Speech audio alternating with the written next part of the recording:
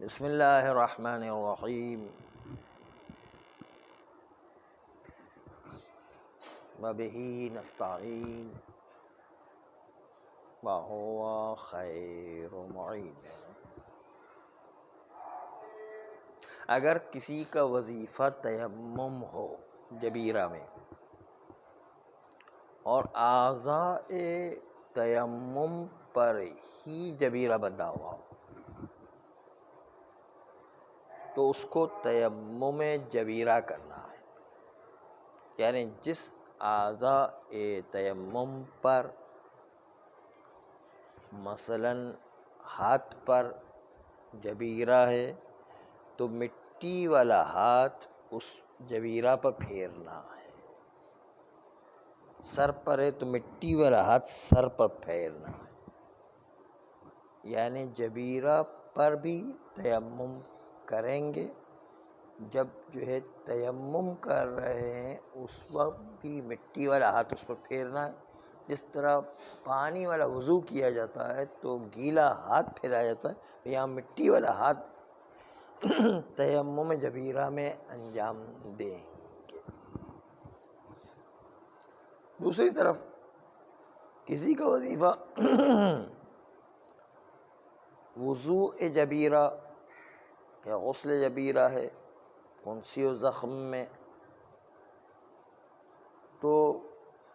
اس کو یہ امکان لگ رہا ہے کہ آخر وقت تک اس کا زخم ٹھیک ہو جائے گا یا آخر وقت تک اس کا پھوڑا صحیح ہو جائے گا اور صحیح طریقے سے وضو کر سکے گا جبیرہ کے بغیر، تو کیا اس کو انتظار کرنا ہوگا آخر وقت تک اور جبیرہ والا وضو نہ کرے، صحیح کا انتظار کرے؟ کہتے واجب نہیں ہے، اگرچہ کہ بہتر یہ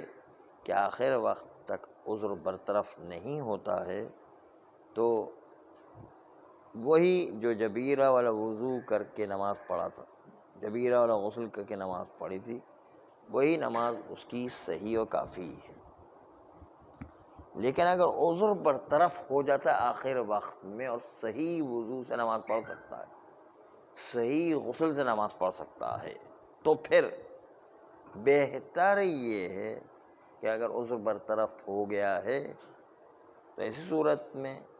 دوبارہ سے صحیح والا وضو کرے، دوبارہ سے صحیح والا غسل کرے اور اس کے ذریعے سے نماز پڑھے، بہتر ہے، واجب پھر بھی نہیں ہے ہمارا۔ تیسرا مسئلہ یہ کہ اگر کسی نے آنکھ کا آپریشن کروایا ہے اور اس نے اپنی آنکھوں کو جھپکنے نہ پائے، اس لیے آنکھوں کے بالوں کو اوپر کی طرف چپکایا ہوا ہے تاکہ یہ پلکیں جھپکیں گی تو آنکھوں میں نقصان ہونے کا خطرہ ہے، چپکا دیا اس نے، تو اس وقت اس کا وظیفہ تیمم ہے، وضو نہیں کرے گا، کیونکہ وضو کا پانی بھی نقصان دہ بھی ہے، اور دوسری بات یہ ہے کہ اس نے اتنی احتیاط کی ہوئی ہے کہ پلک بھی جھپکنے نہ پائے، تو وہ پلک جھپکنے کی بھی ضرورت نہیں ہے، اور تیمم کر کے اپنی نماز کو انجام دے گا آپریشن میں، کیونکہ پانی نقصان دہ بھی ہے، دوسری طرف سے پلکیں چپکی ہوئی بھی رہیں گی، اور تیمم کر کے نماز جس طرح وہ اس کا وظیفہ یہ ہوتا ہے کہ ہم تو آنکھ کے آپریشن والے سجدہ نہیں کر سکتے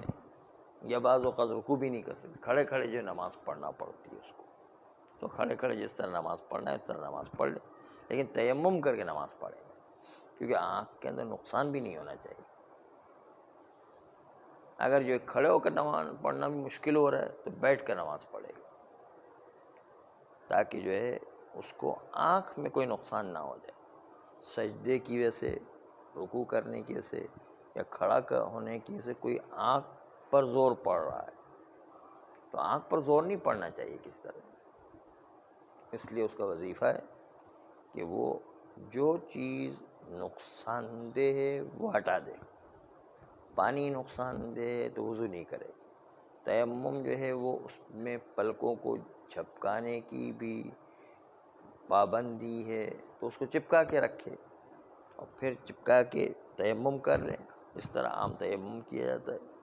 اور تیمم کر کے سجدہ بھی منع ہے، رکوع بھی منع ہے، تو کھڑے کھڑے نماز پڑھے، اور کھڑے کھڑے نماز بھی نہیں پڑھ سکتا تو بیٹھ کر نماز پڑھے۔ تو جتنی اس کو خوف و خطرہ محسوس ہو رہا ہے کہ مجھے یہاں آنکھ کے اندر آپریشن میں نقصان ہو جائے، وہ چیز اللہ کی طرف سے معاف ہے۔ اس لیے کہ ایک قانون ہمیشہ یاد رکھیں کہ شریعت نے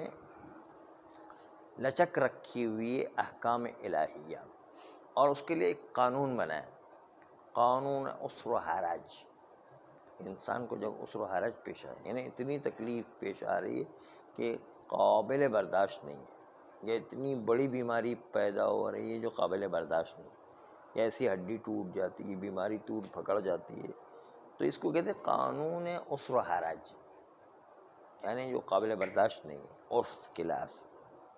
اس وقت وہ معافی ہو جاتی ہے، اس کے بجائے دوسرا وظیفہ رکھا ہوا اللہ نے تو انجام دیں گے، اگر دوسرا وظیفہ نہیں رکھا ہو تو ہمارے لیے معافی ہو جایا کرتی ہے۔ دوسرا وظیفہ یہ کہ رکھا ہوا ہے کہ آپ وضو نہیں کر سکتے تو تیمم کریں، یہ دوسرا وظیفہ ہے۔ یا اگر کھڑے ہو کر نماز نہیں پڑھ سکتے تو بیٹھ کے نماز پڑھیں، بیٹھ کے نہیں پڑھ سکتے لیٹ کے نماز پڑھیں مثلا۔ تو اگر دوسرا وظیفہ رکھا ہے تو انجام دیں گے، لیکن اگر دوسرا وظیفہ نہیں رکھا تو بالکل معافی ہو جایا کرتی ہے۔ جیسے کسی کو عذر ہے کہ وہ روزہ نہیں رکھ سکتا تو روزہ جو ہے معاف ہو جایا کرتا اس کو، خالی اس کو جو ہے ایک فدیہ ادا کرنا، ایک مد یعنی پونا کلو گندم یا کھانے کی کوئی چیز یعنی۔ تو کبھی عسر و حرج کے نتیجے میں انسان کے لیے کوئی دوسرا وظیفہ آ جایا کرتا ہے جو آسان ہوا کرتا ہے۔ قسم میں بھی یہی ہے کہ اگر کوئی شخص، کسی نے قسم توڑ دی تو اس کو 10 مسکینوں کو کھانا کھلانا واجب ہوا کرتا ہے، اگر وہ بھی 10 مسکین کو بھی کھانا نہیں کرتے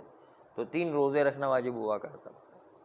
تو ایک وظیفہ نہیں کر سکتے تو دوسرا وظیفہ انجام دے مثلا۔ یہاں پر آگا تھا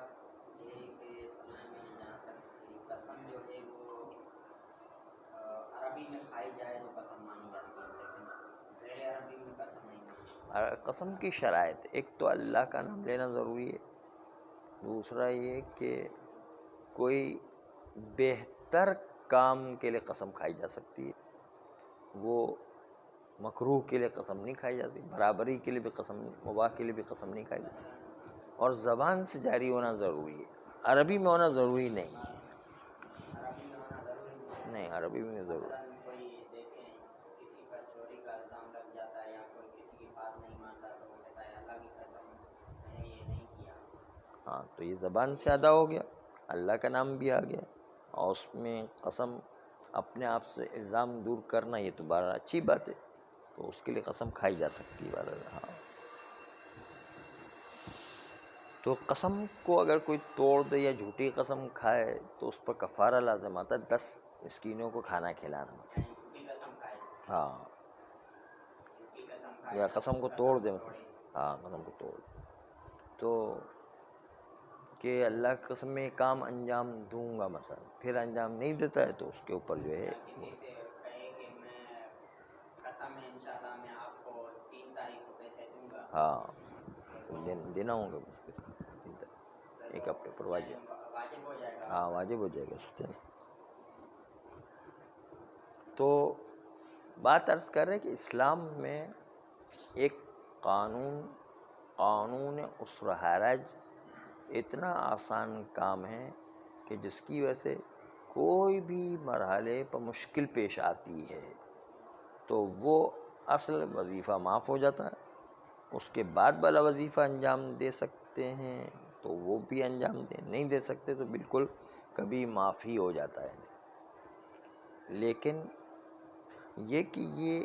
لچکدار اسلام ہے، یعنی اسلام کسی چیز پر جم نہیں جاتا ہے کہ آپ کو یہی انجام دینا ہے، نہیں، اگر یہ انجام نہیں دے سکتا اس کا آسان وظیفہ انجام دے، وہ انجام نہیں دے سکتا اس سے بھی آسان وظیفہ انجام دے، وہ بھی انجام نہیں دے سکتا کبھی معاف بھی ہو جاتا ہے ایک دم سے۔ جو ایام کے دنوں میں نمازیں نہیں پڑھتے اور اس کو قضا بھی نہیں کر سکتے، یہ عسر و حرج تو اس میں ہے یا ہاں اس میں جو امام سے پوچھا بھی گیا کہ یہ نماز کی قضا نہیں ہے، ایام حیض کی اور روزے کی قضا ہے، تو امام علیہ السلام نے کہا کہ جو ہے روزہ مہینے میں ایک مرتبہ آتا ہے ایک تو، اور نماز مہینے میں ایک دفعہ نہیں، روزانہ بھی، اور 5 وقت کی الگ الگ نماز ہے، اس لیے عسر و حرج کا عورت شکار ہو جائے گی، اس لیے جو ہے اس کو آسانی فراہم کرنے کے لیے نماز کی قضا نہیں ہے، روزے کی قضا۔ یہ خود امام نے جواب دیا اس کا، یا نہیں ہو، اس لیے عسر و حرج کا قانون بہت سی جگہوں پر چلتا ہے، اور اس کی وجہ سے انسان کو بہت سی جگہ پر معافی ہو جایا کرتی ہے۔ ہاں عسر و حرج میں آ جائے گا۔ اسی طرح اگر انسان کو پتہ نہیں چل رہا ہے کہ بھئی میرا وظیفہ اس وقت تیمم بن رہا ہے یا وضو غسل جبیرہ بن رہا ہے، پتہ نہیں چل رہا ہے اس وقت کیا کرے، تو اس پر واجب ہے کہ وہ تیمم بھی کرے اور ساتھ ساتھ وضو غسل جبیرہ بھی انجام دے، دونوں کو جمع کرے گا اس وقت جب پتہ نہیں چل رہا ہے تو۔ اور جو نمازیں جبیرہ والے احکام پر عمل کر کے انجام دی گئی اور اپنے صحیح وظیفے سے انجام دی گئی، تو پھر آئندہ عذر برطرف ہو جانے کے باوجود، یعنی زخم پھوڑا ہڈی صحیح ہو جانے کے باوجود بھی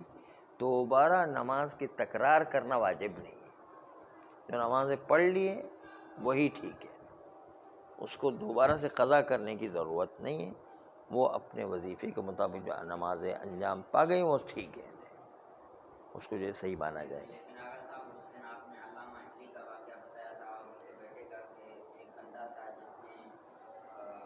اپنی 65 سال کی زندگی میں جو نمازیں پڑھی، پھر وہ بعد میں پتہ چلا کہ مسئلہ یہ غلط ہے اور نمازیں 50-60 سال جا رہی ہیں، یہ تو ابھی بھی ہو رہا ہے لوگوں کے ساتھ، یہ اس کا حل کیا ہے؟ یہ ہم پڑھ رہے ہیں جبیرہ والا مسئلہ، وہ تو تھا علم مسئلہ نہ جاننے والا مسئلہ،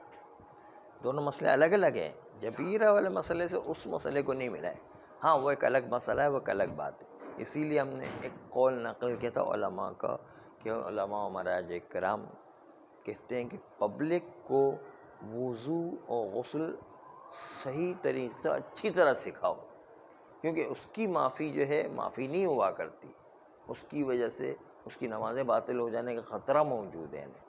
اس لیے جو اچھی طرح وضو اور اچھی طریقے سے غسل سکھاؤ۔ وضو صحیح نہیں ہے تو وہ 50 سال پڑھ لیے نماز، کیا کریں؟ ہاں اس کو جو اسی لیے تو کہتے ہیں کہ شروع سے ہی اچھے معلم کو اختیار کرو جو اس کو صحیح وضو یا غسل سکھائے، تاکہ بعد میں پریشانی نہ ہو جائے۔ ملا ہی نہیں ہے تو وہ کیا کریں؟ معلم تلاش کریں، انشاءاللہ مل جائے گا۔ اس کی طرف تو خیال ہی نہیں گیا نا۔ بس جتنا ہو سکتا ہے کرے، بس پھر باقی جو ہے اگر رہ جائے تو اللہ معاف کرنا ہے، ارحم الراحمین یہیں پر تو کام آتا ہے، ارحم الراحمین 50 سال کی نمازیں پڑھتا رہے، جتنا کر سکتا ہے کرے، بس اور کیا کرے، جب اس کے اوپر ذمہ داری اللہ کی طرف سے ذمہ داری ہے تو کرنا ہے۔ جی ہاں، جاہل ہے مقصر میں، جاہل قاصر اس کو بیچارے کو پتہ ہی نہیں تھا، وہ ایک الگ بات ہے۔ جس کا جو ہے وہ کوئی وسیلہ ہی نہیں تھا معلومات کرنے کے لیے، وہ ٹھیک ہے، لیکن جس کے لیے البتہ اس میں بھی رکن کی معافی نہیں ہوا کرتی، یہ ایک مسئلہ ہے، اس لیے وہاں پر بھی کبھی کبھی مسئلہ پیش آ جاتا ہے۔ خیر، تو یہ ایک مسئلہ ہے کہ جس میں لچکدار ہونے کا مطلب یہ کہ جب انسان بہت عذر و پریشانی میں ہو، جو انسان کے لیے قابل برداشت نہ ہو عرف کے اعتبار سے، تو شریعت ایک دوسرا وظیفہ مقرر کر دیتی ہے، وہ آسان وظیفہ ہوتا ہے، وہ دوسرا وظیفہ اگر انجام دے سکے تو ٹھیک ہے، ورنہ وہ بھی معاف ہو جایا کرتا ہے۔ چنانچہ اسی دین اسلام کی دو بڑی خوبیاں، ایک تو دین سہلہ ہے کہ اتنا آسان دین ہے کہ ہر آدمی عمل کر سکتا ہے، دوسرا ایک لچکدار ہے کہ ایک چیز اگر مشکل ہو گئی تو اس کے مقابلے میں دوسری چیز دے دی جاتی کہ یہ انجام دے دو، یہ بھی نہیں کر سکتے تو وہ اس سے آسان اور ہو جاتی ہے کہ کھڑے ہو کے نماز نہیں پڑھ سکتے بیٹھ کے پڑھو، بیٹھ کے نہیں پڑھ سکتے تو لیٹ کے پڑھو، مثلا اس طرح سے یہ آسانی ہو جاتی ہے۔ تو یہ جو ہے وہ لچکدار دین ہے، ایک چیز پہ جم کے نہیں رہتا ہے، جس کے نتیجے کے اندر جم کے رہے تو انسان کے لیے بڑی مشکل پیش آ جائے گی۔ مثلا سور کا گوشت کھانا حرام ہے، اب جنگل میں پھنس گئے اور یہ بیابان میں پھنس گئے اور انسان کے لیے کھانے کے لیے کوئی چیز نہیں ہے، اور سور کے علاوہ کوئی کچھ چیز نہیں ملتی ہے، کتے کے علاوہ کوئی چیز نہیں ملتی، تو انسان کو جان بچانے کے لیے اس وقت کتے کا گوشت کھانا نہ صرف یہ کہ جائز ہے بلکہ واجب ہو جاتا ہے کہ کھائے اور اپنی جان بچائے۔ ہاں، جان بچانا زیادہ اہم ہے، اہم و مہم کا قانون چلتا ہے۔ جان بچانے کی حد تک کھائے یا ہاں، جان بچانے کی حد تک، یا منڈ پہ رکھے؟ ہاں، جان بچانے کی حد تک ہے، جان بنانے کی حد تک نہیں ہے نا۔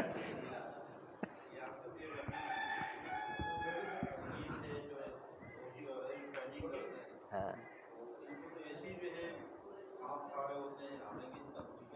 کیا؟ ہاں، ہاں،